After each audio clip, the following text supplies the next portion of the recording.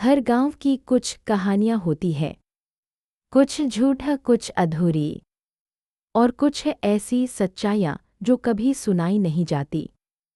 आज हम आपको ले चलेंगे उत्तर प्रदेश के एक गांव बैरागीपुर की उस वीरान हवेली में, जहां रात के बाद एक लड़की की चीखें अब भी सुनी जाती हैं।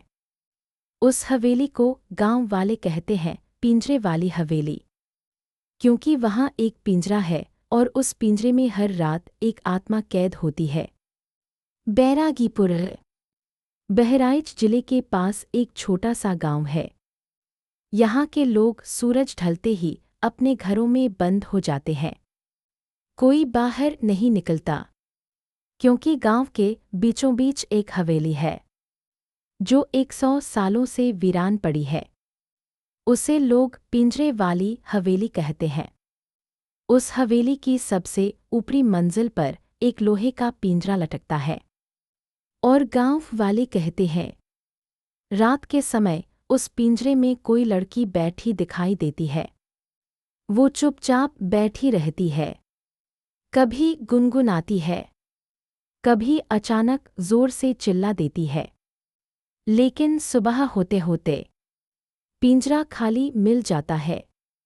राहुल लखनऊ का रहने वाला एक यूट्यूबर, उसका चैनल है रियल हॉरर ट्रूथ्स, जहां वह भारत के असली भूतिया स्थानों पर जाकर वीडियो बनाता है। एक दिन उसे एक ईमेल आया, अगर तुम्हें सच्ची डरावनी कहानी चाहिए तो बैरागीपुर आओ, पर ध्यान रहे कैमरा अंदर नहीं ले जाना। राहुल को ये कोई मजाक लगा, लेकिन कुछ था उस मैसेज में जो उसे खींच लाया। वो अपने दोस्त विशाल के साथ निकल पड़ा बैरागीपुर की ओर। गांव में कदम रखते ही अजीब सा सन्नाटा महसूस हुआ। लोग नजरें चुराकर निकल रहे थे, कोई बोलने को तैयार नहीं था। एक बुजुर्ग महिला ने धीरे से कहा, बेटा मत जाना उस हवेली में, वहां हर रात एक आत्मा पिंजरे में कैद होती है।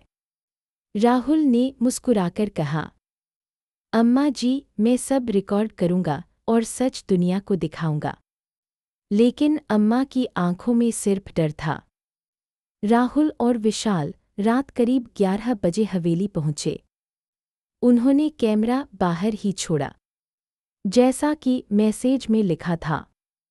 हवेली की दीवारें काली थीं और अंदर अजीब सी ठंडी हवा चल रही थी। उन्हें ऊपर से कुछ आहट सुनाई दी।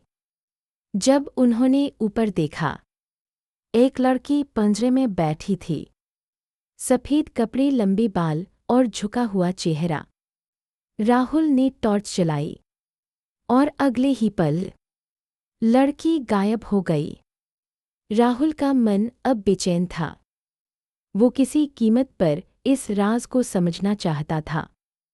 वो गांव के पंडित रामनिवास से मिला। पंडित जी ने कांपती आवाज में बताया, यह हवेली ठाकुर ब्रजेश सिंह की थी। बहुत बड़ा जमींदार था। वो जवान लड़कियों को हवेली में लाकर कैद करता था और फिर मार देता था। कहते हैं उसकी पहली शिकार एक लड़की थी, नाम था चंदा। उसने ठाकुर के खिलाफ आवाज उठाई और उसी रात उसे मारकर उसकी आत्मा को पिंजरे में बंद कर दिया गया। विशाल, जो छुपकर सब रिकॉर्ड कर रहा था, सुबह उसकी लाश खेत में मिली। चेहरे पर खरोंच के निशान थे और आंखें खुली थीं, जैसे वो मरते वक्त भी कुछ देख रहा था। उसका मोबाइल चला और उस वीडियो में पिंजरे में वही लड़की बैठी थी। धीरे धीरे उसकी आंखें लाल हो रही थीं और वो मुस्कुरा रही थी। राहुल अब टूट चुका था, लेकिन हार नहीं मानी। उसने ठान लिया, या तो सच्चाई सामने लाऊंगा या मर जाऊंगा। वो अकेला फिर से हवेली में गया, इस बार सीधे पिंजरे के सामने। अचानक हवेली का दरवाज़ा अपने आप बंद हो गया। और पिंजरे से वही लड़की उतरी। उसने कहा, तू सच्चाई जानना चाहता था ना? अब खुद ही सच्चाई बन जा। अगली सुबह गांव वाले हवेली के दरवाजे तक पहुंचे और देखा, अब पिंजरे में कोई लड़की नहीं थी। वहां बैठा था राहुल। उसकी आंखें लाल थीं और चेहरा वैसा ही मुस्कुरा रहा था जैसा उस लड़की का था। राहुल की आवाज़ अब किसी और की थी, गहरी, डरावनी और गूंजती हुई। उसके होंठ हिले और सिर्फ एक शब्द निकला, अब अगला कौन?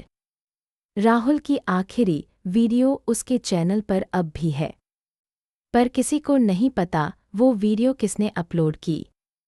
पिंजरे वाली हवेली आज भी वही है। हर रात एक नई आत्मा, एक नई कहानी और एक नया शिकार। अगर आप कभी बैरागीपुर जाए तो उस हवेली के पास मत जाना। हो सकता है अगली बारी आपकी हो।